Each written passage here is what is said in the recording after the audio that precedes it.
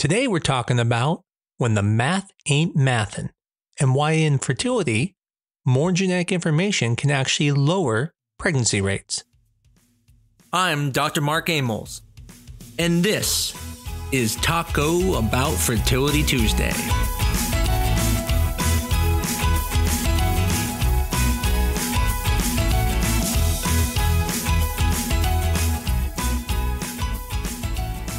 I want to start today with a math problem. Not a medical one, but a math one.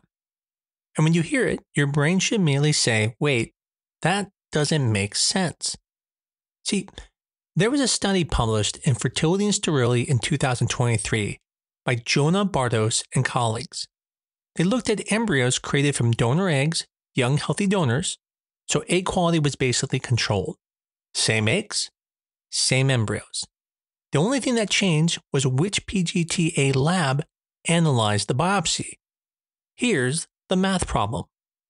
One lab reported a much higher euploid rate, about 74%. Other labs reported euploid rates closer to 50 to 60%. So, okay, fine. Different labs, different pipelines.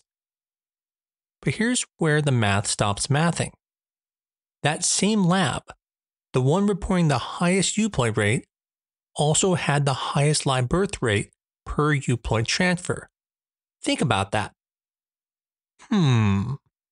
If that lab were just being sloppy, if they were calling abnormal embryos normal, pregnancy rates should have gone down, not up. You'd expect more failed transfers, more miscarriages, but that didn't happen. The pregnancy rates were better, so now we have a problem. Either one lab is magically better at embryos, or something about how embryos are being labeled is changing which embryos actually get transferred. And this is where mosaic embryos enter the story. When the patients hear the word mosaic, what they usually think? They think the embryo is broken, half normal, half abnormal. But here's the uncomfortable truth. When a PGT report says mosaic, we often don't know what it actually represents. That embryo could either be a normal embryo with some testing noise making it look abnormal. It could be an abnormal embryo with fewer normal cells, or it could be a true mosaic embryo. And PGT can't tell us which it is. And when it comes to true biological mosaicism, it's rare. Best estimates have it around 2-5% of embryos, not 10 to 15%. So we know that mosaicism isn't always real, and it's created by other things. Because we take so few cells, noise is unavoidable in the data. So in the end, all PGT-A can show us is that that signal from 5 to 10 cells landed somewhere in the middle. But here's where it gets crazy. Some labs report mosaic rates of 10, 12, even 15%. One study even showed as high as 20%. So did biology change? No. Did math change? Nope. So then why do some labs have higher mosaic rates? Well, it comes down to different things. It's all the same technology, next-gen sequencing. But there can be differences in, for example, the way they amplify the DNA, even in the algorithms they use or even the cutoffs. Essentially, some labs are very sensitive to noise, and they label the noise as mosaic. Other labs can filter it out. Same embryo, different answers. So usually a lab that's going to overcall mosaics is usually going to be a low-level mosaic. These are the ones that usually just implant fine, but had some noise around them. Now, here's where things get really important. Let's say you have two embryos. One embryo looks beautiful, great morphology, but is labeled low-level mosaic. The other embryo looks okay, it's not amazing, but it's labeled euploid. Which embryo do most clinics transfer first? Well, of course, it's the euploid embryo. But if many low-level mosaics are actually normal embryos mislabeled by noisy testing, we just pushed a better embryo to the back of the line. Think about that. This is not a biology problem. This is a selection bias problem. And suddenly that study makes sense. The lab with the highest euploid rate wasn't hurting patients. They were probably just not downgrading good embryos into mosaic categories, which means euploid embryos they transferred were on average better embryos. If you ever heard my podcast about different gradings, I talked about the Gardner system, which is ABC grading, and then the Marius system, which has an ABCDEF grading. Now, what I talked about in that is that if everything had to be labeled by 3 letters, it's very difficult to separate things. For example, the best looking guy in the world is Brad Pitt, of course, number 1, then I can't even be number 2. At best, I can be a 3 because that's the worst category. No way I can be a number 2. But if you change that grading 1 through 6, and Brad Pitt's still number 1, of course, then I get to be like a 4. I'm not even a 6 anymore at the very bottom because there's more range here where we can start adjusting it. Now, again, I might have given myself a little higher number, but who wouldn't lie about their score? Now, let's use that same analogy now for embryos. Let's grade all the embryos 1 through 6. The best embryos are 1, the worst embryos are 6. Now we test the embryos and we find out which ones are euploid, which ones are aneuploid, and which ones are going to be mosaic. And for our analogy, we're going to add great personality, meh, and bad personality.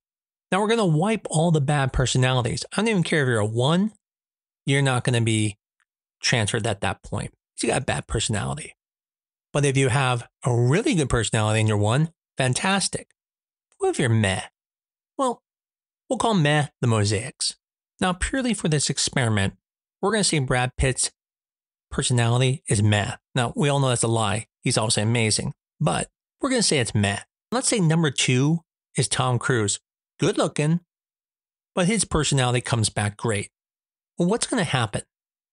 We're going to go with Tom Cruise. Even though Brad Pitt has a better score because we're not even going to look at the mehs because they're mosaic. And that is where it lies the problem. There's a selection bias. By not using those other ones, because we're picking some factor like mosaic, we could potentially be deselecting some of the best embryos. And just like mosaicism, which is not actually true, we know personalities can be mistaken.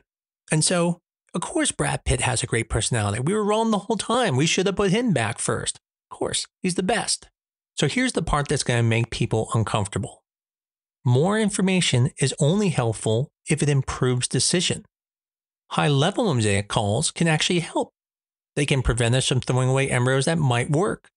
However, interestingly, which a podcast I'll do in the future, the actual chances of discarding an embryo as aneuploid, that's a really high mosaic, is very low. That will lead to a live birth. But overcalling low-level mosaics can do the opposite. It can distort embryo ranking, delay transfers, and lower pregnancy rates even when we think we're being cautious. So when the math's not mathing, it's usually because we're mistaking the noise for signal. And in infertility, that mistake doesn't just confuse patients, it can cost them pregnancies. I can't tell you how many times I've had patients want to use a different PGT company because they say, well, they're going to catch more of the mosaics. And they think that's a good thing. Again, there's a time and place. But as you can see, having something called mosaic when it's not mosaic can actually lead to problems such as selection bias. So here's the takeaway. Mosaic embryos aren't the enemy. And genetic testing isn't the enemy either. The real problem is when we confuse precision with accuracy. Just because a test can detect a small difference doesn't mean those differences matter or that labeling them improves outcome. In fertility, the goal isn't to identify every abnormal cell. The goal is to identify the embryo most likely to become a healthy baby. When the lab overcalls mosaicism, especially low-level mosaicism, we don't just create anxiety, we change which embryos get transferred. And when we change transfer order based on noisy labels, we create selection bias. That's how you end up with a situation where the math ain't mathin'. and where the lab that calls more embryos normal actually gets better pregnancy rates, not because they're reckless, but because they're not letting noise override biology. Remember, natural 2 to 5%. In PGT-A, we're seeing up to 15-20% mosaicism. That's not natural. So if you're a patient, the question isn't, is mosaicism real? It is.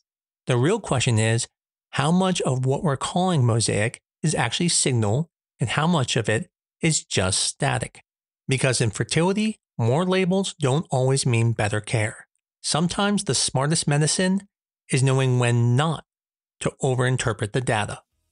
If this episode helped you think differently about your embryos or your treatment, that's exactly why I did this.